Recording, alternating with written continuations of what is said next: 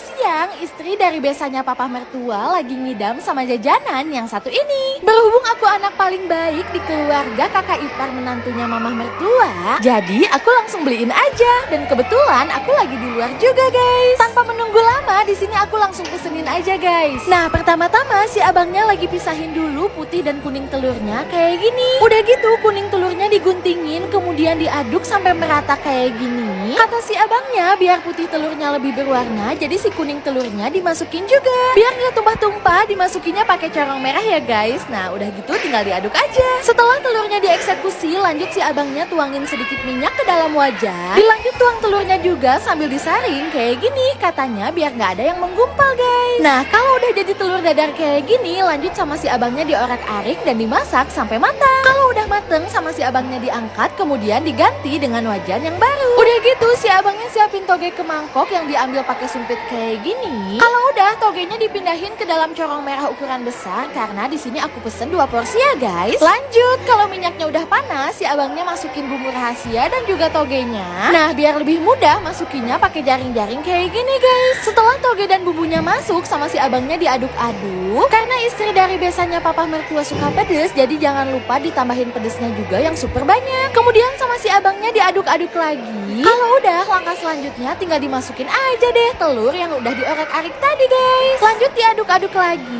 Udah gitu tinggal ditambahin aja deh potongan bengkuangnya kayak gini. Oke guys, setelah semua bahannya masuk, di sini sama si abangnya diaduk-aduk lagi, kemudian ditutup biar tumisannya lebih cepet mateng. Nah, sambil nunggu di sini si abangnya siapin kulit lumpianya. Kulit lumpianya ini di atasnya dikasih lem warna coklat gitu guys. Udah gitu si lemnya tinggal diratain aja pakai kuas kayak gini. Biar lebih mudah, si abangnya juga pakai alat putar kayak gini loh guys. Diputarnya searah jarum jam. Nah, kalau udah sama si abangnya diangkat, kemudian disimpan di atas mangkok kecil kayak gini. Oh, udah deh, kulit lumpianya tinggal diisi aja sama tumisan toge, telur dan bengkuangnya tadi guys. Kalau udah terisi penuh, ini tuh tinggal ditutup dan dilipat aja kayak gini. Nah, di sini si abangnya lagi bikinin buat pesanan aku guys. Karena aku mau makan di tempat, jadi lumpia basahnya ini disajikan di atas piring. Nah, kalau untuk pesanan istri dari besannya papa mertua, ini tuh kulit lumpianya ada 2 lapis guys. Untuk stepnya sama, kulit lumpianya dikasih lem warna coklat gitu. Bedanya karena ini dibawa pulang, jadi langsung ditutup, dilipat dan dibungkus ke dalam cup plastik kayak gini. Oke guys, pesanan istri dari besannya papa mertua udah jadi nih.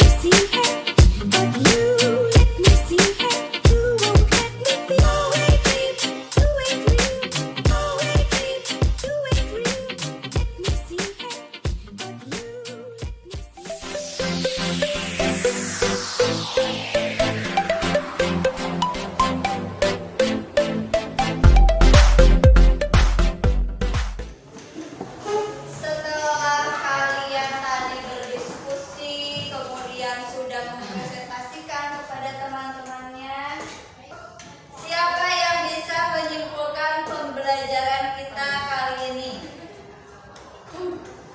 Ya. Silakan Fahri. Dalam membuat teks prosedur, kaidah pembahasannya harus tepat dan strukturnya juga harus tepat.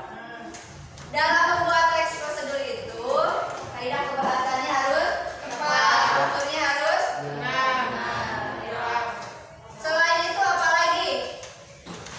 Dari kelompok ini, Indah silahkan. Menentukan tema, mengumpulkan sumber informasi, membuat kerangka, mengembangkan paragraf, dan menyusun. Ya, bukan untuk Indah. Jadi dalam membuat teks prosedur itu langkah-langkahnya yang pertama menentukan tema. Ya seperti yang sudah kalian lakukan tadi, temanya apa? Mengenai permainan tradisional. Kalian sudah menentukan permainan tradisionalnya apa. Kemudian langkah yang keduanya menentukan sumber informasi. Mencari informasi baik dari buku maupun dari internet. Yang ketiga membuat kerangka. Yang membuat kerangkanya tentu sesuai dengan strukturnya. Yang pertama harus ada tujuannya. Kemudian kalau cara membuat sesuatu berarti harus ada alasan. Yang ketiga mengembangkan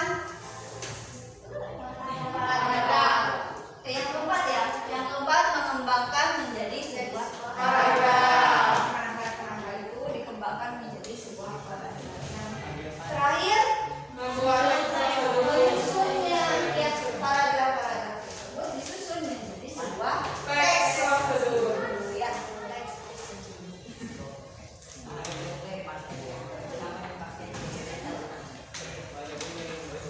Bagaimana menurut kalian membuat teks prosedur itu mudah tidak? Mudah. Ya, yang penting kita mau berusaha. Ya. Nah, untuk mengetahui sejauh mana pemahaman kalian, sejauh mana kemampuan kalian untuk membuat teks prosedur, maka seperti yang Ibu katakan tadi bahwa di akhir pembelajaran kita akan melakukan tes akhir atau pasca tes. Ya. Pasca tesnya silakan kalian membuat sebuah teks prosedur tentang cara memainkan permainan tradisional tapi secara individu. Ya. Silakan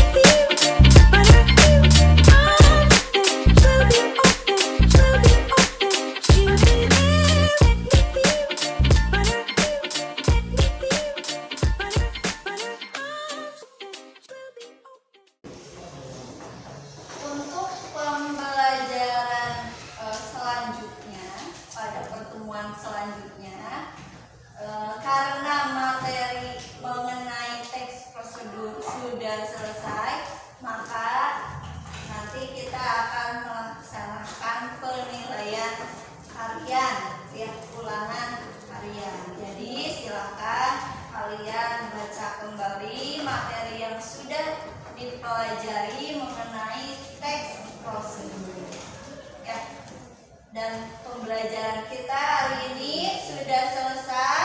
Mari kita tutup dengan doa kifaratul majlis.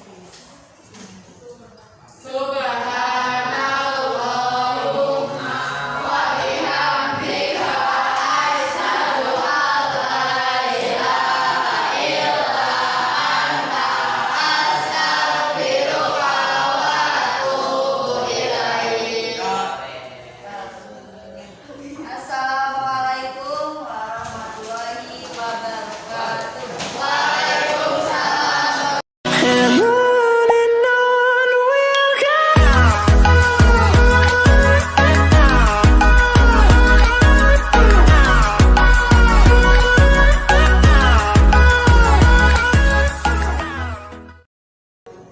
Demikian praktik pembelajaran yang telah saya laksanakan. Terima kasih. Assalamualaikum warahmatullahi wabarakatuh.